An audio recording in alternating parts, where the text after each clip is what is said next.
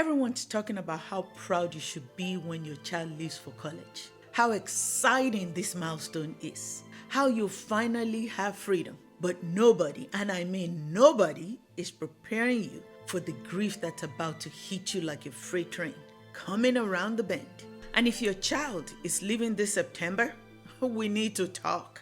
I'm running from Third Act Society. 10 years ago, my last child left for college at 15. It was everything we'd worked toward. I remember the euphoria I was feeling around this time shopping for dorm room supplies. I thought I was ready. I thought I'd handle it with grace. I was completely, utterly wrong. What I experienced wasn't just missing her. It was a grief so profound, it caught me barefoot in my driveway at 6 a.m., chasing a garbage truck while sobbing her nickname in the morning air, and greeted by silence because she was miles away, getting on with the college experience that had hammered into her head for years. If this resonates with you, hit that notification bell because I'm sharing the real talk about emptiness transitions that nobody else is willing to say out loud. Today, I'm sharing what nobody told me about this grief, so you can prepare for what's coming without thinking you're broken when it hits. Here's what they don't tell you about empty nest grief. It's not just sadness, it's identity death. 18 years, maybe more if you have multiple kids. Your daily existence has revolved around their needs, their schedules, their problems, their victories. You've measured your days by their rhythm, what time they need to wake up, when practice starts, whether they've eaten enough vegetables, if they remember their retainers. Your nervous system has literally rewired itself around their heartbeat. And then one day, for many of you, that day is coming in about 6 weeks. They pack everything that matters to them into a couple of bins and drive away, or the irony of it all, you drop them off at school. They leave not because they don't love you, but because you raised them so well, they don't need you anymore. The grief isn't just missing them. It's mourning the woman you were when somebody needed you that completely every single day. Drop a comment if you're facing a September drop-off. Let's build a community of mothers who get this reality. Let me tell you about the morning I lost my mind over garbage pickup. This was about 3 weeks after my daughter left for college. I heard the truck coming. Every mother knows that sound. And I automatically called out for her to take the bin to the curb. Silence. Not the teenage silence of someone pretending not to hear. The absolute silence of no one being there to hear. I bolted out of the house in my pajamas, barefoot, into the garage. The doors couldn't roll up fast enough, racing those bins down the driveway like they contained something precious. The sanitation worker stopped and asked if I was okay. You can imagine what I looked like that early in the morning. And I broke down completely. My daughter, I sobbed. This was her job. Standing there in my pajamas crying over municipal waste management, I realized something devastating. Every routine I built over 20 plus years with her and the boys was suddenly mine alone. The chore they'd complain about every Tuesday, gone. The breakfast she'd rush through while I was reminding her about lunch money, done. The goodnight greetings, the drive safe text, the knowing where she was every moment of every day, finished. You're not just losing your child. You're losing the version of yourself that existed in relationship to their daily needs. You're losing the woman who was essential to someone's survival every single day. It's like being laid off from the job you love most, except nobody's throwing you a going away party or acknowledges that anything significant has ended. Here's what makes this grief even harder. Everyone expects you to be happy about it. Finally, you can focus on yourself, they say. You must be so excited for your freedom, they say.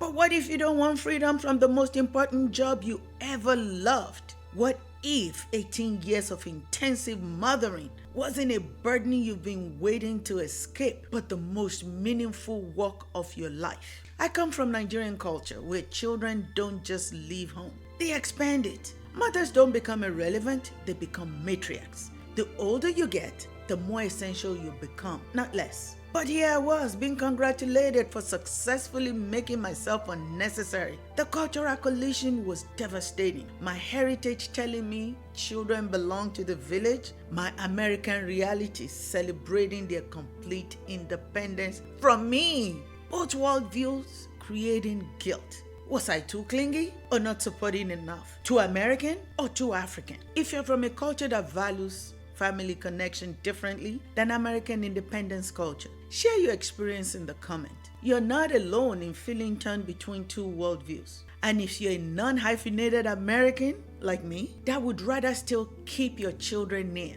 let's hear your perspective as well. So here's what I'm telling you, especially if your child is living in September. You are allowed to grieve this transition. You are allowed to feel loss even while feeling pride. You are allowed to cry in your car after dropping them at college. You are allowed to miss the chaos you used to complain about. Water was one of my complaints. Oh, the long showers used to drive me nuts. You should hear me screaming, "Water is now free!" as if they could hear me under the running water. That grief doesn't mean you're not proud of them. It doesn't mean you want to hold them back. It doesn't mean you're weak or clingy or haven't built a life of your own. It means you loved someone so completely that their absence reshapes your entire existence. And that kind of love, the love that grieves its own success, deserves respect, not shame.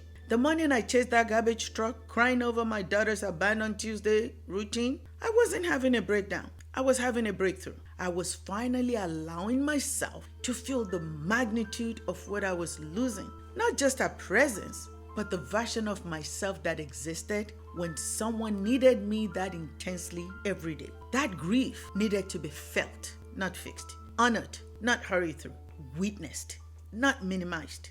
If your child lives in September, you have about 6 weeks to prepare emotionally for the transition. Not to avoid the grief, that's impossible and wouldn't serve you anyway, but to understand that what you're about to experience is normal, necessary, and shared by millions of women who've walked this path and will walk the path next year and the year after. The grief will come in waves you can't predict. It might hit you in grocery store aisles when you reach for their favorite cereal or yogurt. It might ambush you at bedtime when you realize you're not saying goodnight to anyone. It might catch you off guard when the empty parking space seems to mock your routine. You're going to survive this. More than survive, you're going to discover parts of yourself that have been patient enough to wait for this moment. But first, you need to let yourself feel the loss fully, without apology, without timeline, without pressure to get over it quickly. Share this video with another mother who needs permission to feel this grief. Sometimes the most powerful gift we can give each other is the knowledge that we're not broken for feeling human emotions. The garbage truck driver who witnessed my breakdown told me something I'll never forget. It gets easier, he said. He didn't mean the missing would stop. He meant I'd learned to carry it differently. That the love wouldn't diminish, but it would transform. 10 years later, I can tell you he was right. The grief didn't disappear, it evolved. The love didn't shrink, it expanded. The identity crisis didn't resolve, it transformed into identity expansion. But first, I had to stop fighting the feeling and start feeling them. I had to stop apologizing for the depth of my love and start honoring it. If you're facing a September drop-off, you need tools for this transition that go beyond you'll be fine platitudes. I've created a complete guide called Preparing for the Beautiful Goodbye that walks you through everything I wish I'd known before my daughter left. It includes the emotional preparation, practical strategies, and permission statements that will help you navigate this grief with grace instead of shame. What's the one thing about their leaving that you're already dreading? Share it in the comments. Sometimes naming our fear helps us realize we're not alone in them. And remember to subscribe for more real talk about the transition nobody prepares us for.